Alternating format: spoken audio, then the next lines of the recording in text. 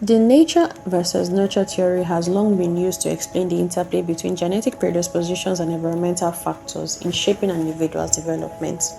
While children may inherit their genetic potential from their parents, their ability to realize that potential heavily depends on the nurturing environment in which they are raised.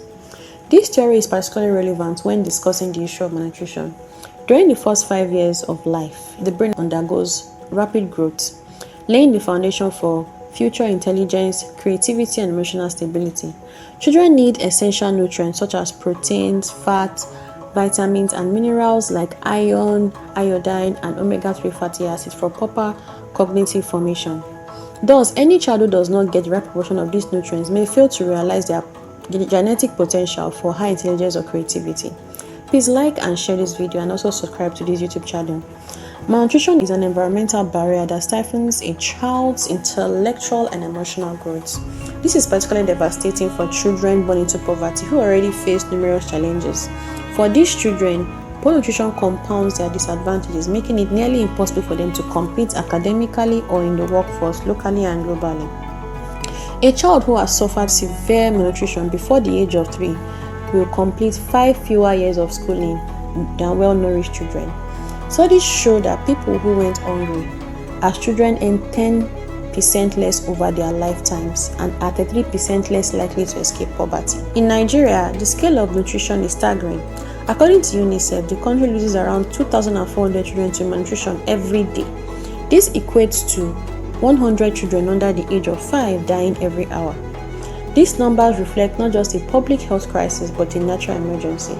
As food prices continue to rise, many Nigerian families find it increasingly difficult to provide healthy meals for their children. According to the SBN Jollof Index for the second quarter of 2024, the cost of preparing a pot of jollof rice for a family of 5 rose by 19.6% between the first and second quarters of the year.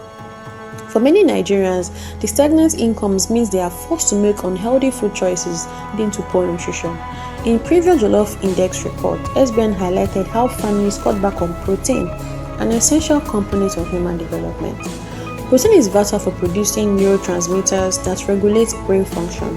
While iron is critical for oxygen transport to the brain, omega-3 fatty acid commonly found in fish support synaptic plasticity, the brain's ability to adapt and change, which is critical for learning and memory. Sadly, many Nigerian families can no longer afford these essential nutrients, forcing them to reduce their children's intake or eliminate these foods. It is no surprise that in April 2024, Doctors Without Borders report that their Maiduguri Feeding Center admitted 1,250 severely malnutrition children with complications. The poor quality of food available to Nigerian children further compounds the nutrition crisis. Recent investigations have shown that much of the milk imported into Nigeria is not actual milk but fat-filled sugar-laden substitutes. These products, which fail to meet international nutritional standards, are not classified as milk in the country where they are manufactured. In addition, multinational companies such as Nestle have been criticized for marketing baby cereals with dangerously high sugar content that fall short of global standards.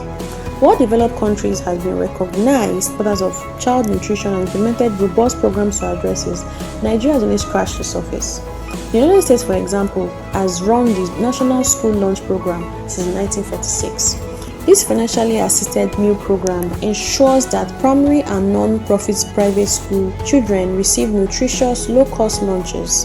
Additionally, the Special Supplemental Nutrition Program for Women, infants and children (WIC) provides supplemental foods, healthcare referrals, and nutrition education to low-income mothers, infants, and young children. Nigeria's National Homegrown School Feeding Program, launched in 2016 to tackle malnutrition and increase school enrollment, was an ambitious attempt to address these issues. However, the program was plagued by insufficiency, inconsistency, underfunding, and corruption. After being suspended for over a year, its future remains uncertain, leaving numerous of children vulnerable. With acute hunger on the rise in Nigeria, the Food and Agriculture Organization projections estimated that the numbers of Nigeria at risk of acute hunger could increase from 18.6 million in late 2023 to 26.5 million during the June to August 2024 lent season. Without urgent action, more children will suffer from malnutrition, stunting, and death. To combat this crisis, the Nigerian government must take several immediate measures. First, stricter regulations on food labeling and nutrition content are critical. Mandatory disclosure of sugar and fat levels in baby foods and penalties for misleading packages would empower parents to make informed choices. The government should also revive and expand the school feeding program to include diverse and healthy options such as fruits and vegetables. Local governments can support this by ensuring mothers access raw nutrition ingredients like millet, sorghum, and soya beans at primary healthcare centers. Schools should require parents to include fruit in their children's lunch bags, and religious organizations and communities could provide additional nutritional support. Partnering with national organizations like UNICEF, the World Health Organization, and the FAO would offer technical expertise, funding, and policy guidance to help Nigeria implement large-scale solutions. Ultimately, malnutrition is taking the odds against Nigerian children. A generation of malnutrition children stands the risk of growing into adults with reduced cognitive abilities, poor health, and lower economic productivity, thus perpetuating poverty and inequality. The question is no longer whether Nigeria can afford to tackle malnutrition, it is whether it can afford not to.